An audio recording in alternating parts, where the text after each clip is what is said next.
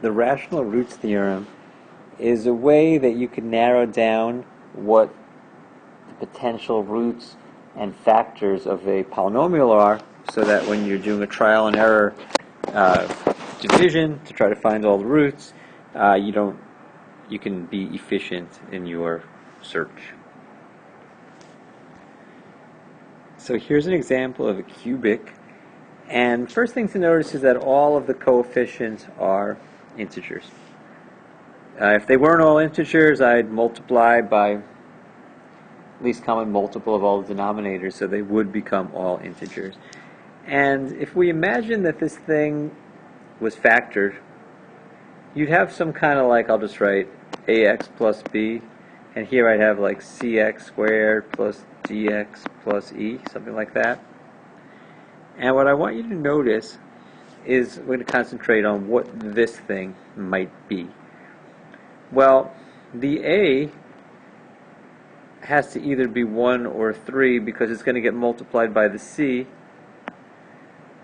to become 3 when I multiply the ax times the cx squared to get 3x cubed. So this a has to be a factor of whatever that leading coefficient is. As far as the b goes, that's going to get multiplied by this e eventually and become negative 12. So it has to be either 1, 2, 3, 4, 6, or 12. It could be plus or minus. Same thing with these. So when I look at the factors, a potential factor would be like 1x plus 1, or 1x minus 1, or 2x, sorry, not 2x, 3x plus 1, or 3x minus 1. There'd be so many of them. We've got 24 potential factors. But what they would have in common is that the coefficients of the x would be either 1 or 3, and the constant would either be 1, 2, 3, 4, 6, or 12. Now, for each of these factors, for instance, if 3x plus 1 is a factor, when that equals 0, it becomes a root, and that would be 3x equals negative 1, or x equals negative 1/3. For every potential factor, there's a potential root that goes along with it. And there's a quick way to make the list of the potential roots, to jump straight to the list of potential roots. It's easier to write a root because it's just a single number, as opposed to a factor, which is like a something x plus something. So the potential roots,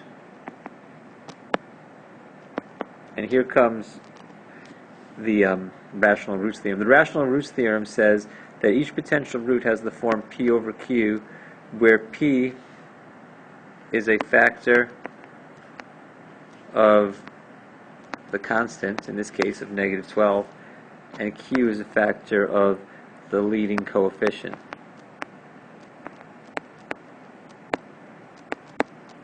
So what I like to do is list out 1, 2, 3, 4, 6 with commas, make a fraction with that in the numerator, and list out the factors of the leading coefficient. And this leads us to our list.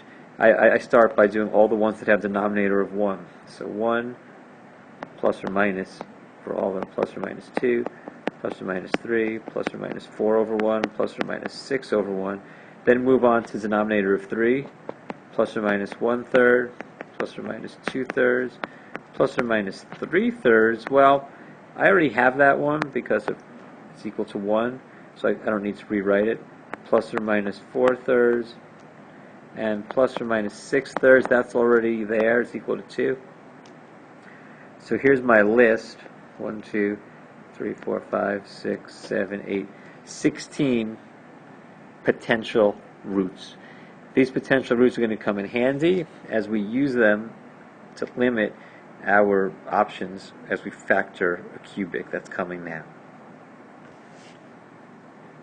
So here's a cubic equation, and the potential factors, potential roots, have 1, 2, 3, 4, 6, and 12 in the numerator, 1 and 3 in the denominator. It's the same list as we just saw over here. And the way that you can check to see if something's a if the way we can look for a factor is to do synthetic division. So there's a lot of things to check here. There's 18 of them to check. 1, 2, 3, 4, 5, 6, sorry, 16 of them to check. If you ever notice, so checking for factors is also the same thing as checking to see if a input number makes 0 come out. Those are, if something's a factor, like if x minus 2 was a factor, then when you plug 2 in, you would get 0 out. So those are like the same question. So like for instance, if I wanted to check, is x minus 2 a factor? We do that by doing synthetic division.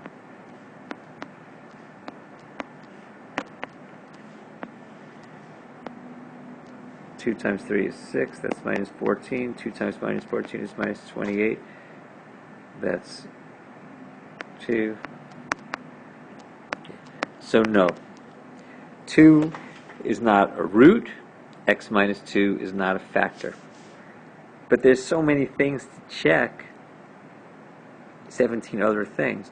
So I want to show you a couple of tricks for reducing the number of things you need to check. If you ever notice that the signs alternate like this, well, if you put a negative number into this polynomial, what will happen is that the first term will turn negative because it's cubed. The second term is squared, that's positive, but then this negative makes it negative. The third term is going to be negative, and the fourth term is already negative.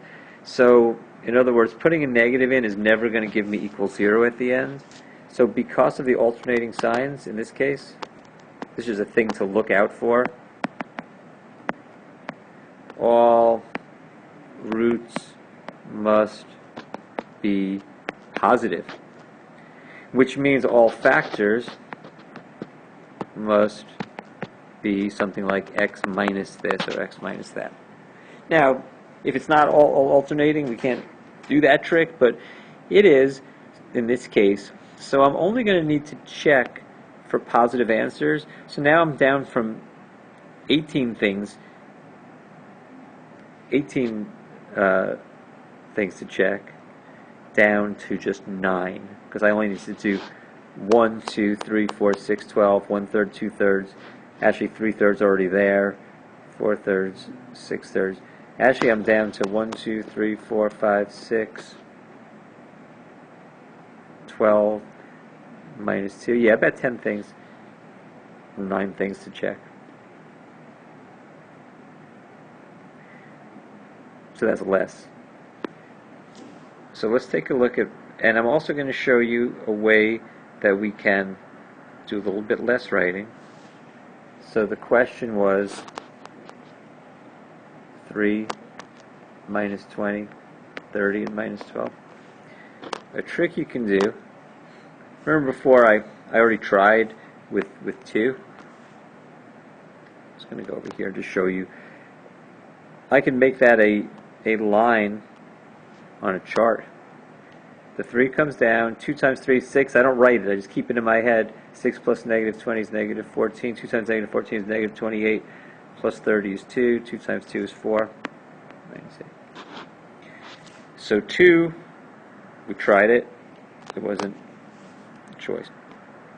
It didn't work. I can try 1. 1 times 3 is 3. That becomes negative 17. 1 times negative 17 plus 30 is 13.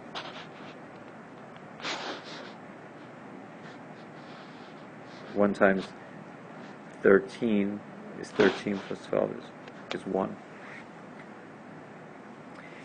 Now, something that is worth noticing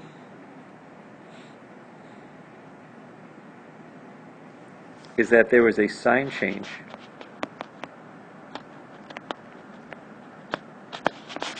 This isn't just the remainder when you divide this polynomial by x minus 1 and x minus 2, but it's also the value of the function. F of 1 is greater than 0, and f of 2 is less than 0. If you see a change from positive to negative, it means there's some root in between those two.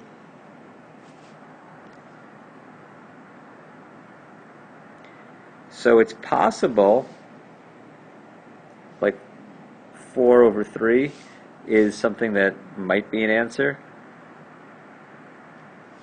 But watch what happens when I try that. 3 times 4 over 3 is 4. 4 over 3 times 4 is 16 over 3, which is ending up becoming a fraction. And it just gets pretty ugly. It's not likely that that's going to become a 0. Now there's something that has no chance to be a root, but it's actually, look what happens if I put 0 here. If I divide by x, all that happens when you divide by x is you end up with the same numbers. That's not, there was no chance that it was going to be a root. But what is important is that there's a sign change between 0 and 1, which means there's going to be a root between 0 and 1. Now that root might be irrational, so it might not be found by the rational roots theorem. But in this case, watch what happens when I try 1/3. I get 3 minus 19.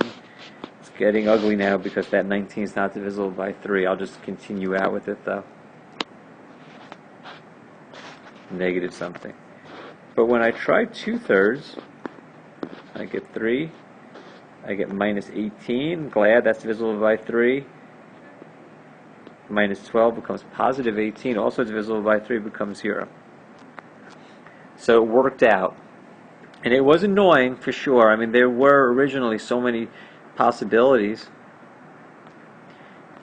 So it was going to take some work. But it did work. So we write down that this factors to x minus 2/3 times 3x squared minus 18x plus 18. And we could do a little trick here. I don't like this fraction here. And almost coincidentally, this thing I could factor a 3 out of it. So if I factor a 3 out of the thing on the right and give it to the thing on the left, I get 3x minus 2. And on the left, I get x squared minus 6x plus 6. And that's the idea of the rational roots theorem. It's pretty involved topic. I think I'll do one more example just to try to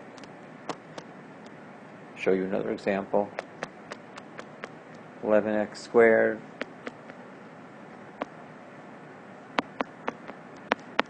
This is another special case. If you see all pluses, then all roots must be negative. Because if I put a positive into this thing, there's no way it's becoming 0. So when I make my list with the factors of 15 on top and the factors of 4 on the bottom, it's a pretty lengthy list. 1, 3, 5, 15, 1/2, 3/2, 5/2, 15/2,